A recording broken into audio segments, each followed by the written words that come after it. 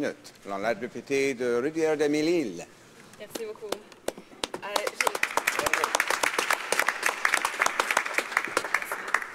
J'ai écouté avec beaucoup d'attention le débat qui a eu lieu aujourd'hui sur mon projet de loi C-636. Le projet de loi aurait pour effet d'appliquer les mêmes normes et protections d'emploi aux stagiaires non rémunérés qu'aux travailleurs salariés, ainsi que d'établir des règles et des conditions claires pour encadrer les stages non rémunérés.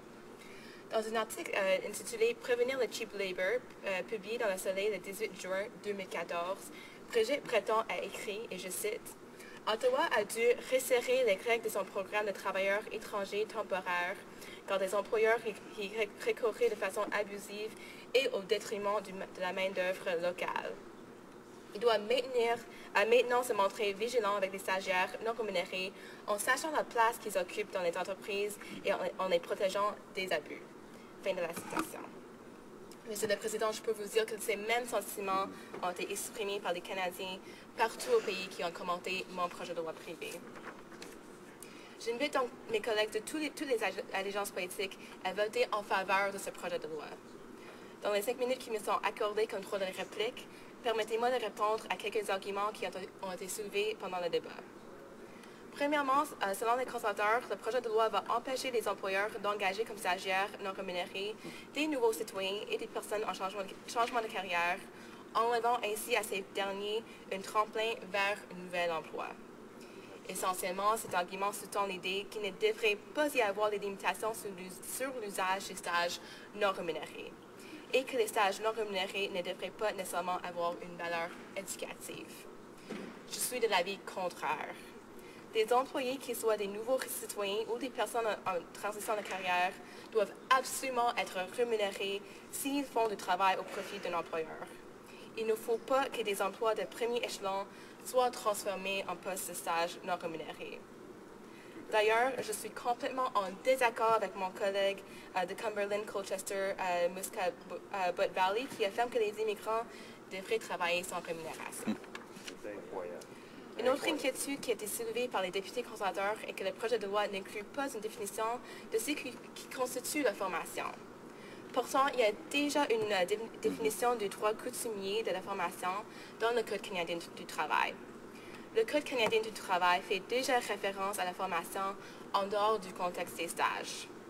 A priori, je ne serai pas contre une clarification de ce qui constitue de la formation sans rémunération et nous pourrons étudier cet aspect si le projet de loi se rend au comité parlementaire. Les conservateurs argumentent aussi que le projet de loi ferait en sorte que ce serait plus facile pour les employeurs de suspendre le salaire de quelques employés rémunérés. Monsieur le Président, c'est absolument faux. Le projet de loi n'accroît d'aucune façon l'usage des stages non rémunérés. Au contraire, il aura pour effet de restreindre l'usage des stages non rémunérés comme remplacement d'un emploi rémunéré. Finalement, c'est avec beaucoup de reconnaissance que je note que le Parti libéral a déjà annoncé son appui pour mon projet de loi privé.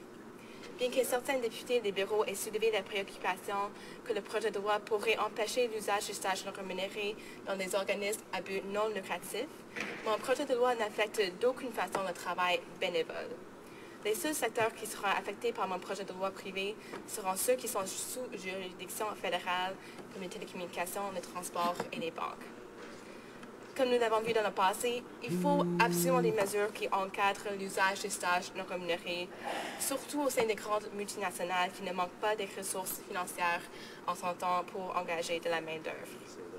Pendant que les libéraux préfèrent attendre à ce que le gouvernement conservateur agisse, le NPD, nous savons que le temps d'agir est maintenant. J'espère que ma réponse a clarifié quelques points soulevés au cours du débat.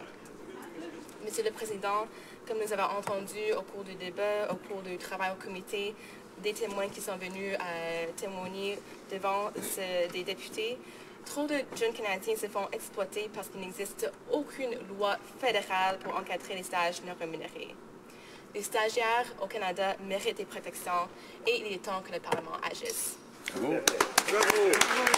Bravo.